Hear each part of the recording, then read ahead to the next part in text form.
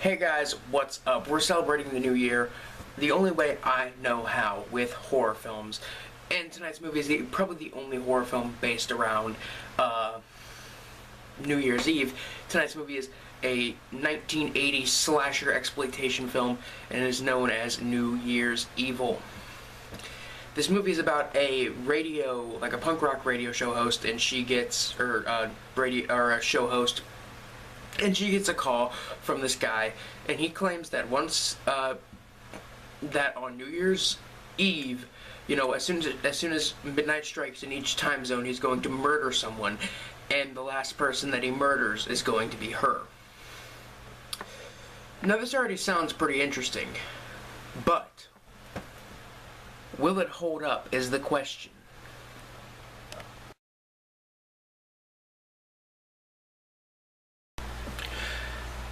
So the movie starts with a shot of LA at night, and a rather tall building as the host of these shows having her makeup put on.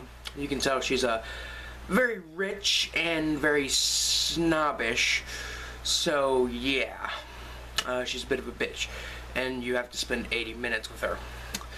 That's just great. So her assistant, Yvonne, goes to her hotel room, her own private hotel room, and is murdered in there. The credits, roll with background music, punk rock background music. That is actually an original theme song for the film, and it's actually a really good theme song. And it shows people arriving kind of at this theater for this big punk rock show that's gonna happen for New Year's Eve. And at this point, we learn that the host is a horrible mother, as well as an extreme snob. But on stage, she isn't that bad or annoying as a person. And someone calls in on the show and says that the song that should win Best Punk Rock Song of the Year is "We Don't Need No Education." I'm not joking, that's exactly what they said. I'd like to point out two things.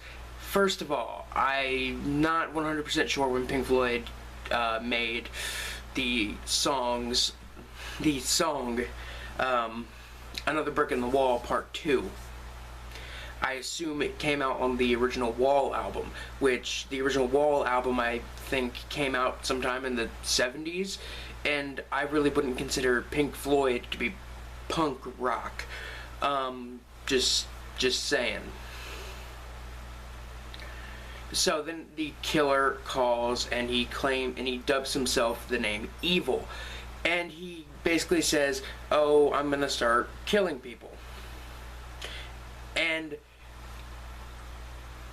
at this point, we see a mental asylum where the killer arrives there, dresses up as a doctor, seduces a nurse, and we see these people who are criminally insane at this sanitarium dancing around listening to punk rock. I'm not gonna lie, it's actually a pretty funny scene.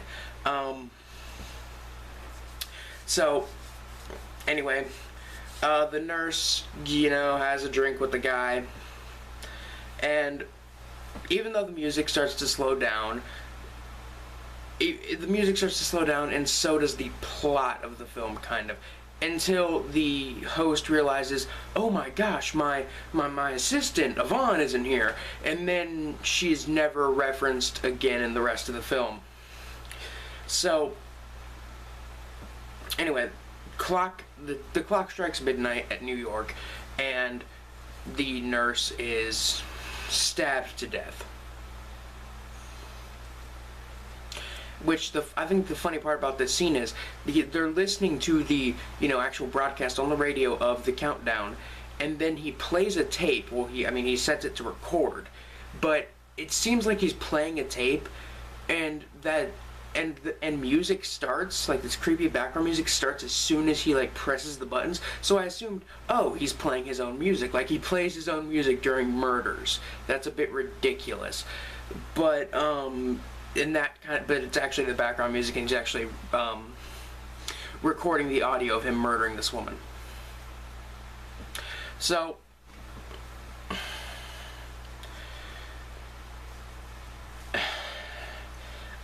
He calls the show again and basically is like, hey, I just killed someone, and plays the audio for the host, and she just kind of freaks out.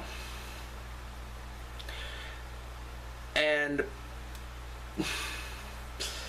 the police find another nurse finds the body in the sanitarium.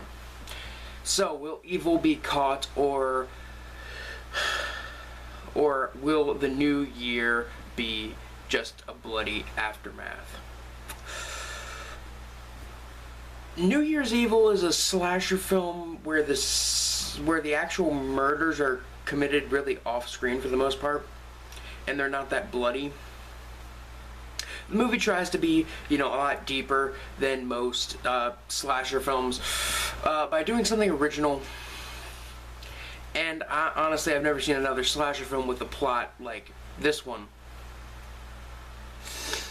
But the acting and writing in this film is average, nothing too special.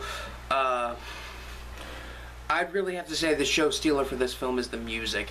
It's made up of mostly like new wave kind of punk rock from the late 70s, early 80s, and I really like that kind of music. So the soundtrack for the film is absolutely amazing. The characters are not, ultra deep, but they're about as deep as the characters in Naked Massacre. Really, what there is of effects like blood and gore and stuff, that's decently done. What little there is of it. The sound mix is good.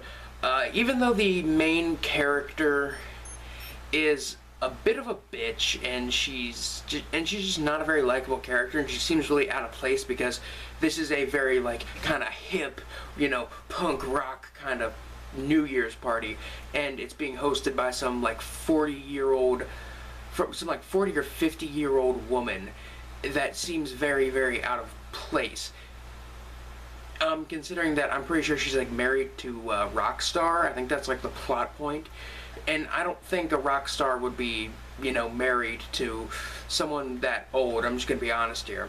Usually they go for girls that are at least 10, 20 years younger than they are. And the guy and her husband doesn't even look like as old as her. He looks like he's maybe in his 30s. She looks like she's maybe in her 40s. She just seems really out of place, and she's a real bitch, and she's not that good of a mother to her son. But honestly, she did kind of grow on me after a while. Like, I started to kind of like her as I got to know her character a bit more. But once we reached the end, I was just still like, yeah, I still don't like her. I still don't, care a lot about her. The two characters that are really fun and likable in this film are Evil, the killer, and the host, and the hostess's son. He's like really, really like weird and stuff, and he's really fun to, scenes with him in it are always kind of funny. On the gore meter from 1 to 10, 1 being something like The Corpse Grinders and 10 being something like Brain Dead, New Year's Evil is probably about a 2.5. It's really not that gory. I mean, if you're looking for a not so gory slasher film that's actually pretty decent, this is definitely one of them. Really, it's worth a watch for its kind of, for its for its concept and for its pretty good story. I mean, there's enough, sleaziness in this movie to satisfy, a lot of 80s slasher fans. Honestly, going in, I thought I'm gonna absolutely hate this movie, and actually, it's definitely worth watching.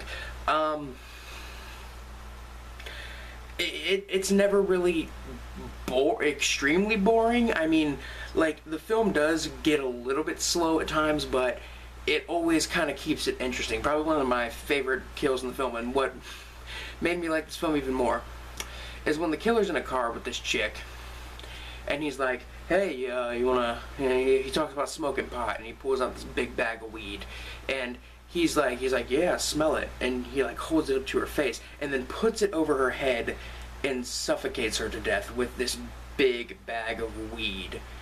It is amazing. I think that's all I really need to say. This movie's on Netflix if you guys are interested.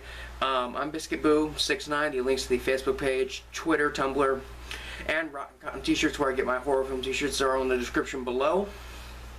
Be sure to check them out. And I'm wishing you guys a happy new year. Peace.